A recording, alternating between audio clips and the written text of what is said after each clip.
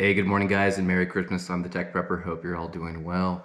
Today we're going to talk about a topic that I touched on a few weeks ago, and that was communications for humans. I think I actually called that video I did a couple weeks back, Off-Grid Communication for Dummies, and I wasn't insulting anybody.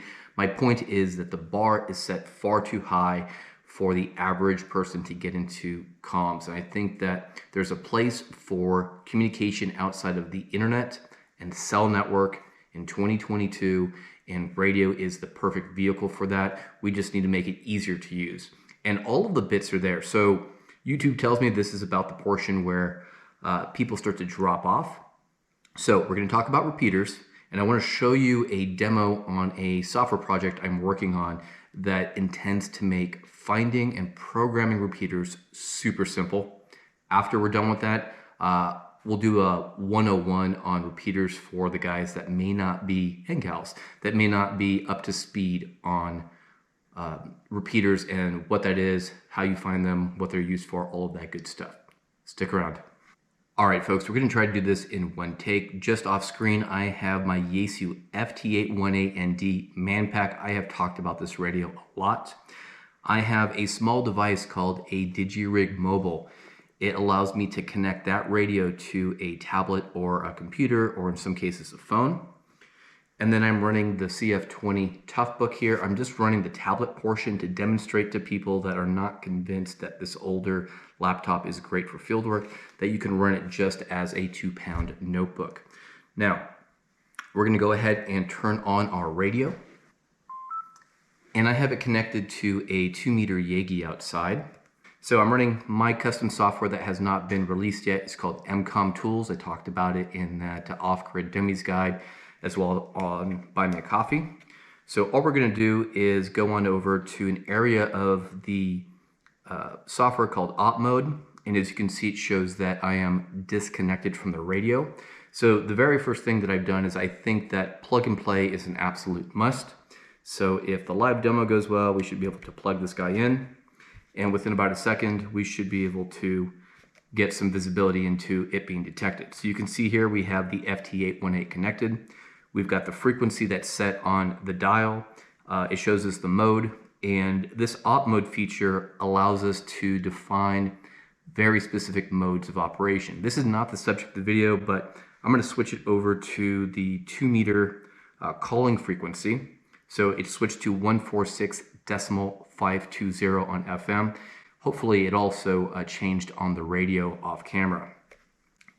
All right, so let's get to the demo. Now, as I've mentioned before, MCOM Tools is an off-grid, offline platform. One of the features that I really enjoyed building was this offline mapping capabilities, where you can look up amateur radio operators offline, find their bearing, do a bunch of stuff. Since I've added the ability to control a radio with the software, since I have offline maps, I've also built an offline index for all the repeaters in the US.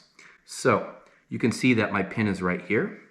I can click this little button called Find Repeaters, and we can actually see here that it finds all the repeaters in my area.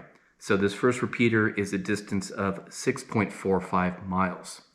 I'm not going to use it because, as you can see in the top right here, it's on 70 centimeters, or what I'll sometimes call the 440 band, and it's on 448.375. The antenna I have right now is a 2-meter only antenna, so I don't want to run it. So we'll go ahead and switch over to a 2-meter repeater, and we'll use the one over here at Honor Health and Deer Valley. This is the Thunderbird Amateur Radio Club repeater, and the distance is 18.21 miles from my location. So in the top left here, this is typically the nerd stuff you have to enter into your radio when programming a repeater. So the frequency, the tone, the shift, and the offset. Now watch the radio real quickly. I'm going to hit this gear icon, and it just basically reprogrammed the radio on the fly.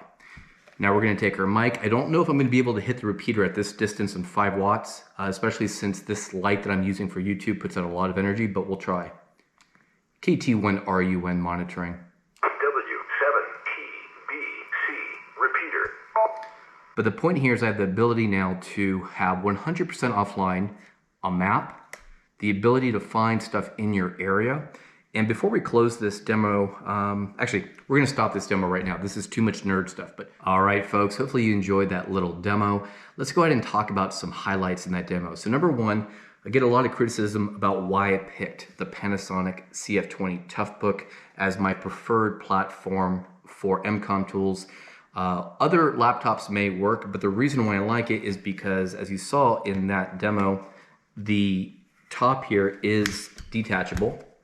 And not only is it detachable, it has a touch screen.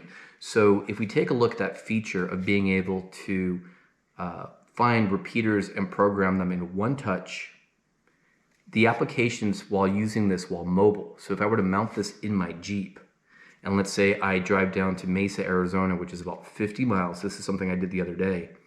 All I have to do is reacquire my GPS, one button click, hit find repeaters, and then basically hit the gear icon, and now the radio is programmed. So I literally was running the other day, this Manpack sitting in the passenger seat with the antenna I had mounted on the hood, and then I had the CF20 mounted to my RAM mount system in the Jeep. So having the ability on the CF20 to have this touchscreen with the big buttons and having just 3 clicks, acquire GPS, find repeaters, I want to use that repeater. That's all it took. Heck, we probably do more interaction with our smartphones while driving. I know that's horribly unsafe, whatever. So anyway, so that's point number one. Point number two, I understand that my point of view and the platform I'm building is not for everybody because right now it only supports 4 radios. The 818, the 857, and 897. All 3 of those are Yaesu radios. I also have support for the Xiegu X6100, but since that does not support VHF and UHF, this feature does not work there. So this is more a request to the amateur radio vendors and community. So Yaesu, ICOM, Kenwood, my 3 favorite Japanese manufacturers. If you're watching this video, and I encourage you guys to watch it, this is what I believe is missing in the amateur radio space. The KISS philosophy at the core. None of this nerd garbage about having to figure out how to program this stuff. It's a great feature to have. Absolutely, I'll talk about why we need that after I finish this little call to arms. But I think the ability to have simplicity at the forefront and then allow for complexity and advanced usage behind the scenes is really what's lacking in the community.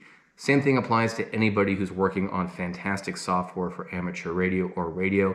Just start to think about the average user and not so much the PhD who happens to be a mathematician, electrical engineer, blah, blah, blah. All right, folks, let's go ahead and do a quick repeater 101. This is not going to be a definitive repeater course. All I want to do is plant some basics for you. So when you first get licensed, you'll likely buy a handheld radio, and you'll find that the handheld radios don't transmit very far. So even being able to talk to somebody across your city may be difficult or impossible. So repeaters are a piece of infrastructure that typically sit at higher points of elevation, usually a building or a mountain. And what they do is they listen for your outgoing signal. So when I key up or push the press to talk button, the PTT, it will receive that transmission and retransmit it out so that someone farther away can pick it up. And then the inverse is also true. Now to do that, there's a bunch of different settings that you have to configure. There's the frequency, there's the offset, there's the repeater shift, there's the PL tone. Don't want to get into all of that. I want to keep this high level. But the bottom line is you've got licensed, you have your radio, and you want to find a repeater. I'm going to give you some tips. First thing, the easiest thing you can do is if you go to a brick and mortar store like Ham Radio Outlet, most of the hams that have worked there, in my opinion, are willing to answer your question and even help you. So I would ask, hey, I'm new to radio. Do you mind helping me program my repeater? If they say no, ask them if they have any suggestions of repeaters in the area that they listen to and monitor, specifically what days and times of week that they listen to it, and just make a note of it. The other great way of having someone else help you, I find going to local ham fests in your area. These are swap meets where it's basically a ham radio nerd fest where you can buy new and old stuff and just socialize. There are groups there that are very willing to help you program your radio. I found it useful at the beginning to bring my programming cable, and I actually had a local group clone their radio to mine, and it worked pretty well when I was getting started.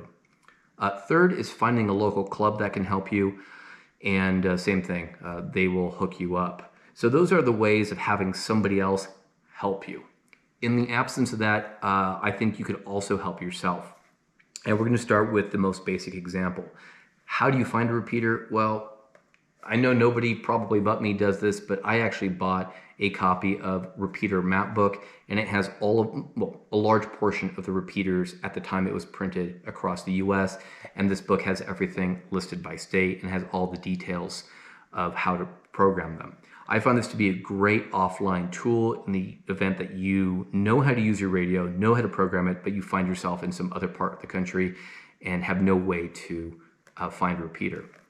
So number 2, there's an application for Android and iOS called Repeater Book. I absolutely recommend that you stop and pause this video and go ahead and use it. So we're going to go ahead and go over to my ham radio section of apps here.